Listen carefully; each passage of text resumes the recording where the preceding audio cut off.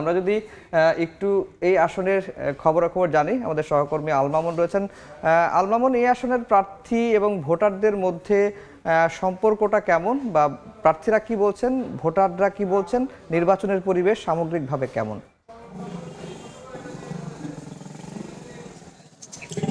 যদি বলি নির্বাচনের পরিবেশ, তবে মোটামুটি এখনো শান্ত রয়েছে। যে এই পর্যন্ত একটি মাত্র একটি সহিংস ঘটনা ঘটেছে, সেটি হচ্ছে বিএনপির বিদ্রোহী প্রার্থী দাউদার মোহাম্মদ, তার এক সমর্থককে কোপানো হয়েছে।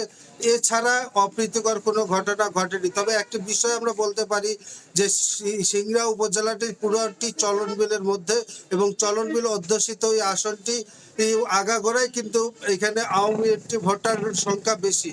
তবে আওয়ামী এন্ট্রি ভোটার বেশি হলেও কিন্তু বিএনপির 18 সালের প্রার্থী দাউদার মাহমুদকে প্রার্থী তার না করায় আনোয়ার ইসলাম আনুকে প্রার্থী করার কারণে কিন্তু এখানে বিএনপি দুটি ভাগে ভাগ হয়ে গেছে। এবং গত 15 জানুয়ারি যে জামাতের নেতৃত্বাধীন যে জোট রয়েছে, সেই জোটে থেকে এখানে এনসিপির প্রার্থী জার্জিস খাতির বাবুকে প্রার্থিতা ঘোষণা করার পর জামাতের কর্মীদের মধ্যেও কিন্তু হতাশা দেখা দিয়েছে।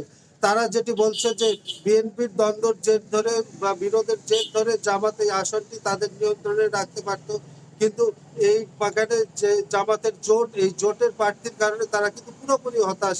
এবং তারা কিন্তু কেন্দ্রে যোগাযোগ করছে বলে স্থানীয় নেতৃবৃন্দ সেটি জানিয়েছে। এবং তারা কিন্তু এই এনসিপির জার্জিস খাতির বাবুর পরিবর্তে তাদের জামাতের সাইদুর রহমান, তাকে কিন্তু মনোনয়ন দেওয়ার জন্য চেষ্টা চলছে বলে স্থানীয় নেতৃবৃন্দ যেটি আমাদের জানিয়েছে। তবে আরেকটি বিষয় যেটি আমরা বলতে পারি যে চলন বিল পুরো অধ্যুষিত এলাকা, এবং এখানে কিন্তু 2008 সালের আগ পর্যন্ত এখানে নৌকার কোনো প্রার্থী নির্বাচিত হতে পারেনি। 2008 সালের নির্বাচনে প্রথম প্রার্থী হয়েছে। তবে এই দ্বন্দ্ব, বিএনপির দ্বন্দ্ব এবং জামাতের হতাশা, এই পরিস্থিতি। তো এই ছিল আমার কাছে নাটোর 3 আসনের সর্বশেষ। আল মামুন, আপনাকে অসংখ্য ধন্যবাদ। আল মামুন বলছেন যে এই আসনের নির্বাচনী পরিবেশ শান্ত রয়েছে, এবং এখন পর্যন্ত একটি মাত্র যে অপ্রীতিকর ঘটনা সেটি কিন্তু ঘটেছে, এর বাইরে তেমন কিছু ঘটেনি।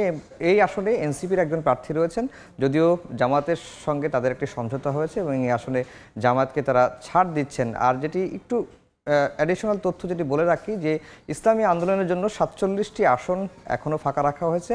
এখন এনসিপি যেটি চাচ্ছে যে তাদেরকে 30টি আসন জামায়াত জোট থেকে তারা পেয়েছেন, এবং এই যেহেতু এনসিপি তারা 30টি আসন পেয়েছেন, ইসলামী আন্দোলন জোটে আসেনি, সেই আসনটি ফাঁকা রয়েছে। এনসিপি চাচ্ছে তাদের আসন সংখ্যা যেন 30টি থেকে আরও বাড়ানো হয়।